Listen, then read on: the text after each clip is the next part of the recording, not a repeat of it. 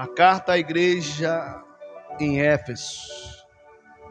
Éfeso era uma cidade que vivia na idolatria. Era ensinado em Éfeso a adorar a deusa Diana. Então todo o povo daquela cidade, não todo, quer dizer, a maioria deles eram idólatras. Adoravam a Diana. Tinha um templo lá nessa cidade. Então a idolatria nessa cidade era muito acentuada. Mas ali havia uma igreja do Senhor que era cheia do Espírito Santo, que perseverava, que suportava, que não aceitava as coisas erradas. Hoje, infelizmente, tem muitos crentes que estão aceitando as coisas erradas. E isso não pode acontecer. Nós temos a sabedoria de Deus para discernir o que é certo, o que é errado, o que é de Deus e o que não é de Deus, não é verdade? Isaías diz: ai daquele que faz do amargo doce e do doce amargo, quer dizer, que inverte as coisas. Então, a igreja em Éfeso era uma igreja que estava ali perseverando, né? Tinha suas falhas, mas estava firme com Deus. E diz aqui: ao anjo da igreja em Éfeso escreve: estas coisas diz aquele que conserva na mão direita as 7 estrelas e que anda no meio dos 7 candeeiros de ouro. Candeeiro era luminária ou candelabro. Amém, igreja? Os 7 candeeiros de ouros que iluminavam. Jesus disse que nós somos a luz desse mundo. Diga glória, eu creio. Então o crente ele tem que ser cheio da luz de quem? De Deus. Diz aqui o 2: conheço as tuas obras, tanto o teu labor como a tua perseverança. Labor é o que, igreja? Luta, sofrimento. Mas Deus conhecia a luta como também a perseverança. Aliás, em Hebreu diz que nós temos necessidade de perseverança. Deus conhece quando você está passando por luta, mas está perseverando. Amém, igreja? E também conhece, sabe que às vezes você está passando por luta ou não está, e não está também perseverando. Então ele está dizendo: conheço as tuas obras. Olha aí, o teu labor e a tua perseverança, e que não pode suportar homens maus. A igreja do Senhor não pode suportar homens maus, quer dizer, não pode aceitar pessoas que fazem as coisas erradas, porque nós somos santos. Santo quer dizer separado. O crente ele tem que se separar dos homens maus. Amém, igreja? E não cogitar, e não concordar, e não apoiar homens maus. Quem está entendendo? Olha aí, ó. E que puseste à prova os que a si mesmos se declaram apóstolos e não são, e os achaste mentirosos. Por que a igreja não aceitava? Porque a igreja ela lia a palavra. O servo de Deus ele tem que ler a palavra, ele tem que seguir a palavra de... E se a pessoa segue a palavra de Deus, ela não vai aceitar o que é errado. O que é certo, o que é errado é... Amém, igreja? Então a igreja ela via que aquele templo, o que se pregava naquele templo de Diana, não se pregava a Deus, não se adorava a Deus, mas a deusa Diana. Aquele povo era um povo idólatra. E a igreja do Senhor, por ter o Espírito Santo, por conhecer a palavra de Deus, dizia: não, ninguém pode aceitar isso aí não. Isso aí está errado. Isso aí não é de Deus. Não vamos concordar com isso. Hoje, infelizmente, repito, Tem muitos crentes aceitando muitas coisas que não é de Deus. Revelação daqui, é o que sobra ali, é o que fala isso, é o que fala aquilo outro, que não tem nada a ver com Deus. Cuidado, vigie. Quem está entendendo, diga glória a Deus. Olha aí, ó. E os achaste o quê? Mentirosos. Espera aí, esse pessoal não está falando a verdade, não. Espera aí, esse pessoal aí não é de Deus, não. Continuando. E tens perseverança. Tem o que, igreja? O crente, ele tem que perseverar. Amém, igreja? Tem que perseverar firme na sua fé, na busca do Espírito Santo, na oração, no jejum, na leitura da palavra de Deus, na comunhão, no partir do pão. O crente, ele tem que perseverar. Amém, igreja? Olha, a igreja estava lá, ó, estava vendo aquela situação, mas não aceitava e não deixava de quê? De buscar a Deus, não deixava de perseverar. E suportaste prova por causa do meu. Por que eu tenho que suportar as provas? Não é pela minha família, não é pelo meu casamento, não é pela minha prosperidade. Eu tenho que suportar as provas por causa do nome do Senhor Jesus. Diga glória a Deus, igreja. Amém? Por causa do meu nome. E não te deixaste o quê? Esmurecer. O que é uma pessoa esmurecida? É uma pessoa desanimada. É uma pessoa que não tem ânimo para as coisas de Deus. Não tem mais prazer. Lembra da palavra da semana passada? Não tem prazer. Não tem vontade. Não tem um anelo. Lembra da palavra? Os Salmos. Anelo pela presença de Deus. Prazer pela presença de Deus. Por que Davi, ele era bem sucedido em todos os seus empreendimentos? Tanto na vida espiritual, como na vida material. E na vida familiar também. Porque ele tinha prazer. Ele não se deixava esmorecer por uma traição, sabe, por uma calúnia, por uma fofoca, por um disse-me-disse. Hoje tem muitos crentes que ouvem uma fofoca da igreja, não vou mais. Esmorece na fé. E geralmente quando isso acontece, é quando Deus está para fazer um milagre grande na vida dela. Quando Deus está para fazer algo extraordinário. Aí o diabo lança uma cilada, a pessoa aceita e esmorece. Desanima. Sabe, estou fraco. Desanimado. A igreja do Senhor não pode se deixar esmurecer. Diga glória a Deus, igreja. Fala para o teu irmão, tem bom ânimo. Confia em Deus. Amém? Fala assim, eu não quero ver você esmorecendo não, hein?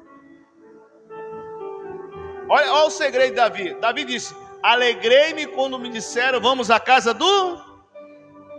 Davi vinha para a casa do Senhor com alegria. Davi sempre estava na fé, animado para buscar a Deus. Amém, igreja? Para servir a Deus, sempre na fé. Continuando aqui, ó. O 4. Tenho, porém, contra ti, que abandonaste o teu primeiro. Você vê que Deus, ele primeiro fala as virtudes, a parte boa dos crentes, da igreja de Éfeso. Nós temos partes boas e também temos falhas, que precisamos corrigir. Nós precisamos corrigir as nossas falhas, no falar, no agir, no pensar, nas obras. Peraí, eu estou falhando aqui, eu tenho que corrigir essa área aqui. Eu estou falhando no meu casamento, eu tenho que corrigir essa área aqui. Eu estou falhando aqui na minha leitura na palavra de Deus. Eu estou falhando aqui no meu jejum. Eu estou falhando aqui na minha oração. Eu não estou orando mais como eu orava. Eu não leio a Bíblia como eu lia antes. Eu não busco a Deus como eu buscava antes. Então, eu tenho que rever meus conceitos. Amém, igreja? Porque Deus sabe. Deus sabe a falha de cada um de nós. E quando a pessoa abandona o primeiro amor, ela está caminhando para o caminho da morte. Morte espiritual e, consequentemente, a morte física. Quem está entendendo? Jesus diz, olha, vocês estão perseverando. Você está firme me servindo. Você está suportando os homens maus, mas eu não estou vendo o primeiro amor.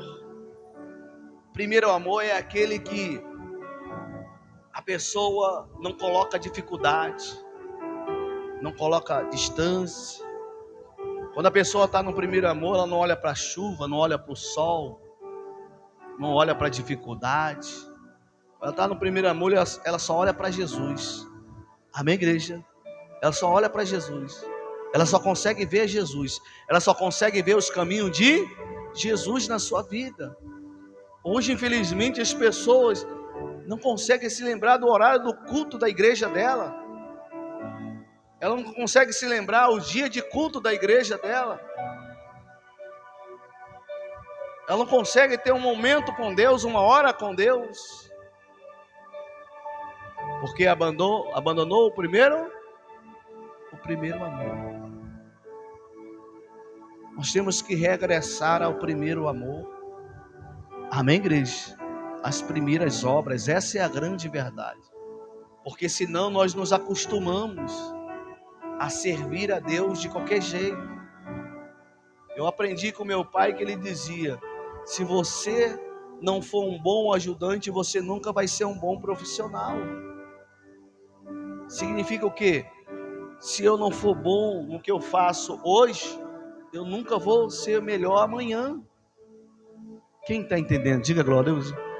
Se você não for bom na sua busca, no seu amor para com Deus, futuramente você vai ser um crente desanimado, murmurão, que reclama, que vê dificuldade em tudo, que vê defeito em tudo. Quando a pessoa está no primeiro amor, ela nem olha, nem consegue enxergar as falhas, os erros da igreja. Não, dos irmãos não consegue, porque ela está olhando para quem? Ela está olhando para Jesus. O foco dela é Jesus. O foco dela é buscar a Deus. Amém, igreja? Não tenho, porém, contra ti que abandonaste o teu primeiro amor. Lembra-te, pois, de onde caíste, arrepende-te e volta à prática das primeiras obras. Hoje, Deus está pedindo para nós fazermos uma reflexão da nossa vida. Geralmente, é comum nós enxergarmos o defeito dos outros. Olha, aquele irmão não está nem vindo para a igreja. É ou não é? Olha, aquele irmão está fazendo isso, o irmão está fazendo aquilo, o irmão está fraco. Quer dizer, olhamos para a vida dos outros e esquecemos de olhar para nós. E Deus está mandando nós nos lembrar do que nos fez cair. Foi uma fofoca? Foi algo que te desanimou? Lembre do que Satanás lançou no seu coração e fez você parar, desanimar, abandonar o teu primeiro amor. É isso que Deus está falando aqui, ó. Lembra-te, pois, de onde caíste, arrepende e volta à prática das primeiras obras. E se não venho a ti e removerei do seu lugar o teu candeeiro, a tua luz, o Espírito Santo. Olha aí, igreja. Você vê que quando Saul, ele começou a desobedecer a Deus, ele começou a cair, desobedecia o profeta, e mal ele sabia que estava desobedecendo a ordem do próprio Deus. Ele começou a cair, até que Deus se arrependeu de ter chamado ele, de ter escolhido ele, e removeu dele o Espírito Santo, removeu dele o candeeiro, a lâmpada. E daí por diante foi só perturbação, só enfermidade, só problema na família. Cuidado, igreja. Cuidado. Peça a misericórdia de Deus e peça para Ele nunca remover de você o Espírito Santo. Davi, a diferença de Davi e Saul, porque Davi, ele escolheu a presença de Deus. Davi, quando pecou, ele disse: Senhor, eu pequei, tira o trono, tira tudo de mim, mas não me retira o Espírito. Mas Saul não. Saul preferiu o trono, preferiu o trabalho, preferiu os status dele, que era o trono dele, do que a presença de Deus.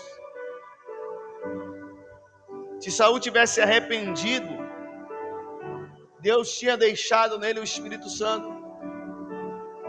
Mas a visão de Saul não estava nas coisas de Deus, mas estava em si nas coisas materiais. E as coisas materiais é que tem derrubado muito crente hoje, tem afastado muito crente da presença de Deus. Davi disse: se é o trono ou a tua presença, eu fico com a tua presença. Qual é o que você quer para a sua vida? Você pode ter trono, você pode ter dinheiro, mas sem a presença de Deus nós não somos nada. O que adiantava Saul estar no reino, ser o rei e ser perturbado? Ser cheio de espírito maligno. Está repreendido. Eu quero ser cheio de Deus. Quem quer ser cheio de Deus? Então escolha. Amém, igreja? Davi escolheu o quê? O trono. Escolheu o Espírito Santo. Saul escolheu o trono. Status. Quem está entendendo? Glória a Deus. Então, se não venho a ti, e moverei do seu lugar o teu candeeiro, caso não te arrependas. Olha aí, igreja. Deus está nos dando a oportunidade para nós nos arrepender. Às vezes nos afastamos de Deus por causa do fulano, do ciclano, do beltrano, por causa disso e daquilo. E Deus está nos dando hoje uma oportunidade. Amém, igreja? Tens, contudo, a teu favor que odeias as obras dos nicolaítas, as quais eu também odeio. Quem tem ouvidos, ouça o que o Espírito diz às igrejas. Ao vencedor, dar-lhe-ei que se alimente da árvore da vida, que se encontra no paraíso de Deus. Glorifica Jesus bem forte. Diga glória.